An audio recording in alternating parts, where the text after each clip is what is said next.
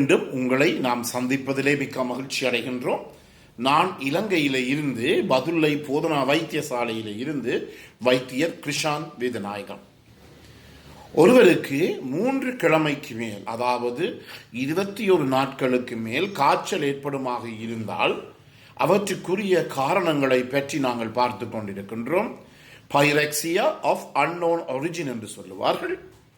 எனவே இதுக்கு பல காரணங்களை பார்த்தோம். முதலாவது காரணமாக கிருமி தொற்று அல்லது இன்ஃபெக்ஷன். அது சாதாரணமாக 40% இந்த கிருமி தொற்று இருக்கும். அதே பல நோய்களை பற்றி பார்த்தோம். ஈரலிலே ஏற்படுகின்ற சிதல் கட்டு, லிவாப்சஸ், அதே நேரத்தில் டிபி வருத்தம், கசரோக வருத்தத்தை பற்றி பார்த்தோம். மூன்றாவதாக சிறுநீரில் ஏற்படுகின்ற தொற்று, யூரினரி ட்ராக்ட் இன்ஃபெக்ஷனை பற்றி பார்த்தோம்.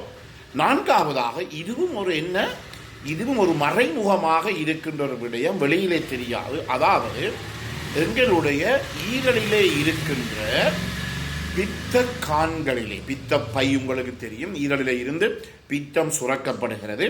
இந்த பித்தம் சுரக்கப்பட்டு எங்களுடைய பித்த பையிலே சேமிக்கப்பட்டிருக்கும்.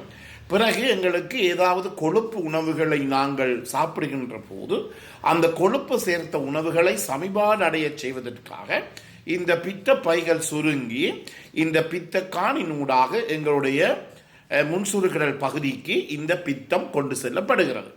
எனவே இந்த தொகுதி, இந்த பித்தக்கான் பித்தப்பை தொகுதியிலே ஏற்படுகின்ற கிருமி தொற்று காரணமாகவும் எங்களுக்கு இந்த 21 நாட்கள் அல்லது 3 கிழமைகள் அடிக்கடி காய்ச்சல் வரக்கூடியதாக இருக்கும்.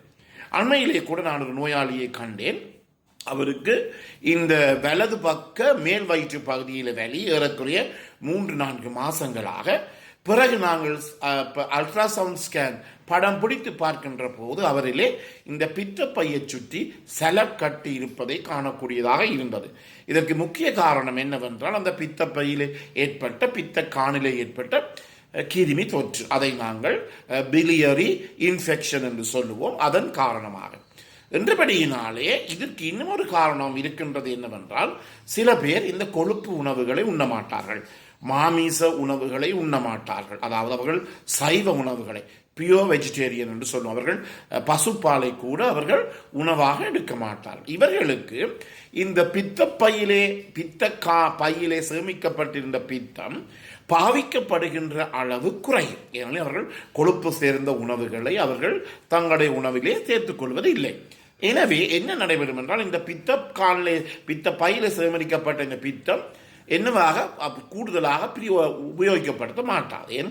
பித்த உணவிலே கொழுப்பு இல்லாதபடியினாலே. என்றபடியினாலே இந்த பித்தத்தினுடைய ஓட்டம் இந்த பித்த பையிலே கொஞ்சம் மெதுவாக போய் அதன் காரணமாக இந்த இடங்களில் என்ன செய்கிறது என்றால் இந்த பித்த பையிலே என்ன ஏற்படுகிறது? கற்கள். எவ்வாறு சிறுநீரக தொகுதியிலே எங்களுக்கு கற்கள் ஏற்படுகின்றதோ அதே போலதான் இந்த பித்தக்கான் பகுதியிலே கூட நாங்கள் கற்கள் ஏற்படுகிறது. அதை நாங்கள் பிலியரி கல்குலை என்று நாங்கள் சொல்லுவோம். எனவே இந்த பித்தம் ஓடுவதற்கு தடை ஏற்படுகிறது இந்த பித்த கற்கள் காரணமாக. இதன் காரணமாக தடை ஏற்படுகின்ற போது அங்கு அந்த பித்த பையிலையோ பித்த காணல என்ன ஏற்படுகிறது? கிருமி தொற்று ஏற்படுகிறது. எனவே இந்த கிருமி தொற்று ஏற்படுகின்ற போது சாதாரணமாக எங்களுக்கு இந்த வலது பக்க மேல் பகுதியிலே, வயிற்றினுடைய வலது பக்க மேல் பகுதியிலே நோய் ஏற்படும். அதே நேரத்தில் கொழுப்பு கூடிய உணவுகளை சாப்பிட்டால் கொஞ்சம் அஜீரணம் அல்லது சமிபாடு அடையாத தன்மை போல இருக்கும், கொஞ்சம் வயிற்றை பிரட்டி கொண்டிருக்கும். அதே நேரத்தில் சரியான வயிறு வலி கூட ஏற்படக்கூடியதாக இருக்கும். இதுதான் இதனுடைய அறிகுறிகள். என்றபடியினாலே இந்த பித்தப்பையிலே ஏற்படுகிற கிருமி தொற்றை நாங்கள் அவ்வளவு பெரிய ஒரு பிரச்சனையாக எடுத்துக்கொள்வதில்லை. கடைசியிலே தாங்க முடியாத வலி வந்த பிறகுதான் நாங்கள் வைத்தியசாலையில் அனுமதிக்கப்பட்டு பிறகு நாங்கள் அந்த ஈரல் பகுதியை நாங்கள் படம் பிடித்து அல்ட்ராசவுண்ட் ஸ்கேன் மூலமாக சோதிக்கின்ற போது அந்த இடத்திலே பித்த பைகளிலே கற்கள் இருக்கலாம் அல்லது பித்தப்பையை சுற்றி ஏதாவது சிதல் சேகரித்து இருக்கலாம். எனவே இதுவும் மிக முக்கியமான ஒரு பிரச்சனை. என்றபடியினாலே எங்களுக்கு கொழுப்புணவுகளை சாப்பிட்டவுடன் சமிபாடற்ற தன்மை ஏற்படுகிறதாக இருந்தால் நாங்கள் முக்கியமாக கவனித்துக் கொள்ள வேண்டியது என்னவென்றால், எங்களுக்கு இந்த பித்த பையிலே இருக்கின்ற பித்த கான்களே இருக்கின்ற பித்தத்தினுடைய ஓட்டம் ஏதோ ஒரு காரணத்தினால், பித்தம் என்று சொல்லுகின்ற போது அதை நாங்கள் பைல் என்று சொல்லுவோம். இந்த பித்தத்தினுடைய ஓட்டம் ஏதோ ஒரு காரணத்தின் காரணமாக தடைப்படுகின்றது. எனவே இந்த தடை காரணமாகத்தான் எங்களுக்கு கொழுப்பு சேகரிக்கப்பட்ட கொழுப்பு சேர்ந்த உணவுகளை நாங்கள் சாப்பிடுகின்ற போது, மச்சத்தை சாப்பிடுகின்ற போது எங்களுக்கு அந்த இடத்திலே எங்களுக்கு சமிபாடு அடையாத தன்மை ஏற்படும். எனவே இந்த பித்த காணிலே பித்த பையில் ஏற்பட்ட கிருமி தொற்று காரணமாகவும் எங்களுக்கு அடிக்கடி காய்ச்சல் ஏற்படும். அது ஒரு மெதுவான காய்ச்சலாக இருக்கலாம். சில நேரங்களில் குடிநடுக்கத்துடன் கூட இந்த காய்ச்சல் ஏற்படக்கூடியதாக இருக்கும். அடுத்ததாக நாங்கள் பார்க்க போற விடை, நாங்கள் முதலும் இதை பற்றி பார்ப்போம். என்ன?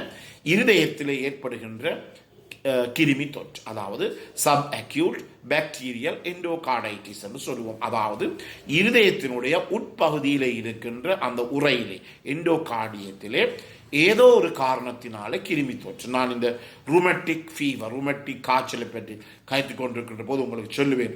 ஏன் ஒவ்வொரு 3 கிழமைகளும் நாங்கள் இந்த ரூமட்டிக் காய்ச்சல் வந்த நோயாளிகளுக்கு நாங்கள் ஊசி போட வேண்டும் வாழ்க்கை காலம் முழுவதும் என்றால், எங்களில் மீண்டும் ஒரு முறை அவர்களுக்கு இது ஏற்பட்டால் மரணம் சம்பவிக்கலாம், அல்லது அவர்களுக்கு மீண்டும் ஏதாவது பற்களை கழற்றுகின்ற போது, அல்லது ஏதாவது சிறுநீர் குழாய்களிலே நாங்கள் கதீட்ரை போடுகின்ற போது, குழாயை விடுகின்ற போது கூட இந்த கிருமி தொற்று ஏற்பட்டு அந்த கிருமி தொற்றின் காரணமாக எங்களுடைய இருதயம் பாதிக்கப்படக்கூடிய ஒரு நிலைமை ஏற்படும். எனவே இந்த நிலைமை தான் நாங்கள் என்ன சொல்லுவோம், சப் அக்யூட் பாக்டீரியல் எண்டோகார்டைட்டிஸ் என்று சொல்லப்படுகின்ற இந்த இருதயத்தினுடைய உட்பகுதியிலே ஏற்படுகின்ற கிருமி தொற்று. இதுவும் கூட கண்டுபிடிப்பது மிகவும், ஒரு நேரத்தில் கண்டுபிடிப்பது மிகவும் கஷ்டம். எனவே நோயாளிக்கு மூச்செடுக்க முடியாத தன்மை, நடக்க முடியாத தன்மை, நெஞ்சு வலி போன்ற பிரச்சனைகள் ஏற்படும். இதன் காரணமாக நாங்கள் என்ன செய்யலாம், நாங்கள் அவருடைய இருதயத்தை நாங்கள் ஒரு படம் பிடித்து எக்கோகார்டியோகிராஃபி படம் பிடித்து செய்து பார்க்கின்ற போது அதன் மூலமாக இந்த பகுதிகளிலே என்ன இருக்கும், சின்ன சின்ன வெஜிடேஷன்ஸ் என்று சொல்லப்படுகிற கட்டிகள் சேர்ந்திருக்கும், அதனுள்ளே சேர்ந்த கிருமிகள் கூட இருக்கலாம். எனவே இதுவும் ஒரு பாரதூரமான மிகவும் பயங்கரமான நிலைமை. இதற்குரிய இந்த நோயாளிகளை கட்டாயமாக நாங்கள் வைத்தியசாலையில் அனுமதித்து 42 நாட்கள், அதாவது 7 கிழமைகள், அதாவது 7 கிழமைகள் தொடர்ச்சியாக 49 நாட்கள், 6 கிழமை, அதாவது 6 கிழமை என்று சொல்லுகின்ற போது 42 நாட்கள் இப்படிப்பட்ட நோயாளிகளுக்கு தொடர்ச்சியாக நாங்கள் ஊசி மருந்தின் மூலமாக, ஐவி மூலமாக நாங்கள் என்ன செய்ய வேண்டும், அவர்களுக்கு இந்த கிருமி கொள்ளுகின்ற ஆன்டிபயோட்டிக் மருந்துகளை நாங்கள் செலுத்த வேண்டும். இல்லாவிட்டால் இந்த நோயாளிகள் மிகவும் பாரதூரமாக நோய்வாய்ப்பட்டு கடைசியிலே இறப்பு அல்லது மரணம் ஏற்படும். இந்த நிகழ்ச்சி உங்களுக்கு பிடித்தமாக இருந்தால் கேட்காதவர்களுக்கு, பார்க்காதவர்களுக்கு அறிமுகப்படுத்துங்கள். இதை லைக் பண்ணலாம், ஷேர் பண்ணலாம், பெல் சைனை மணி சின்னத்தை அமர்த்தி நீங்கள் இதை சப்ஸ்கிரைப் பண்ணலாம்.